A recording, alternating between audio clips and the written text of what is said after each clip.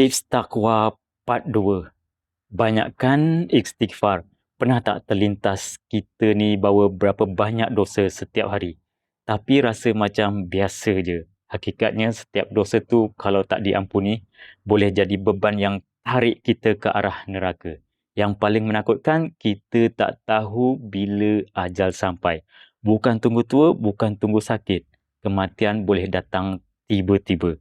Masa kita tengah leka, masa mulut tengah mengumpat, masa mata tengok benda haram, masa hati jauh dari Allah. Bayangkan kalau itu saat terakhir kita.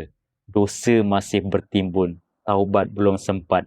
Sebab tu orang beriman dan bertakwa tak pernah rasa selamat dengan dosa sendiri. Mereka banyakkan istighfar bukan sebab suci tapi sebab takut. Takut jumpa Allah dalam keadaan belum diampuni. Jadi mulai sekarang biasakan lidah dengan astagfirullah. Waktu memandu, berjalan, sebelum tidur, lepas sedar buat silap. Istighfar bukan sekadar lafaz tapi pengakuan kita lemah dan sangat perlukan rahmat Allah.